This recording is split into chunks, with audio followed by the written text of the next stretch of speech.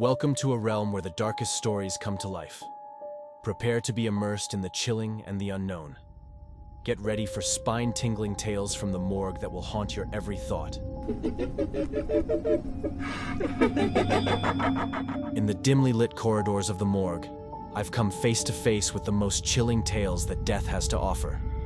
Working here, night after night, has immersed me in a world that's as macabre as it is haunting. Let me share with you some of the terrifying stories that have left me forever changed.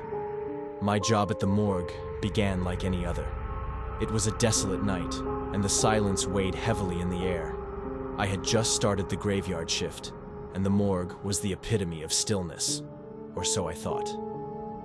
One particularly eerie night, as I was conducting my rounds, I heard a faint whisper coming from one of the unoccupied examination rooms.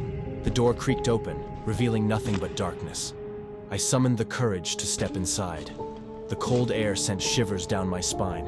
In the pale glow of the overhead light, I saw a figure, or rather a silhouette, standing at the far end of the room. My heart raced as I approached, my footsteps echoing through the silence. When I reached the spot, there was nothing there, just an unsettling emptiness that clung to my skin. As time passed, I couldn't shake the feeling that someone, or something, was watching me in that room. Whispers echoed in my ears, chilling my soul. My colleagues dismissed it as mere paranoia, but I couldn't escape the palpable presence of the unknown. Another night, as I was preparing to conduct an autopsy, a power outage plunged the morgue into pitch darkness. Panic set in as the backup generator failed to kick in.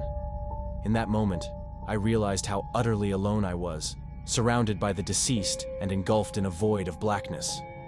Feeling my way to the exit, I bumped into something. Someone. Panic surged through me as I fumbled for a light source. When I finally regained visibility, I discovered I had collided with one of the cold, lifeless bodies. Every night thereafter, as I examined the corpses, I could feel their eyes on me. They weren't simply empty shells. They held a lingering, eerie presence. They whispered secrets to me, stories of their final moments, of pain and despair. Each autopsy became a descent into madness, their stories etched into my mind. One night, while performing an autopsy on a woman who had died mysteriously, her lifeless eyes suddenly snapped open, locking with mine. I jumped back in horror, but she didn't move. It was as if her spirit had returned for a brief, horrifying moment. Her gaze was filled with unspeakable anguish, a message from the beyond that left me trembling. The morgue had become a place of torment, and I could no longer deny the malevolent forces that dwelled within. The once silent whispers had grown into menacing, incoherent babbling that filled the morgue's darkest corners. One night, as I was leaving, the door to the refrigeration room slammed shut behind me. I was trapped, and the temperature dropped rapidly.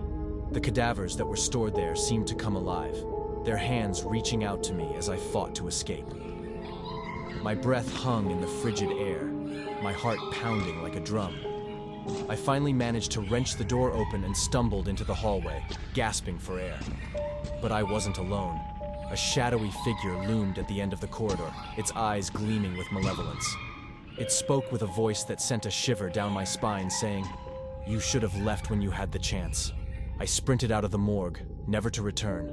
The horror of that place still haunts my dreams, and the tales I've shared with you are just a glimpse into the nightmarish world that exists beyond the realm of the living. The morgue is a place where the dead are meant to rest, but some stories refuse to be silenced, and some entities are bound to the shadows, waiting to be revealed in the darkest hours.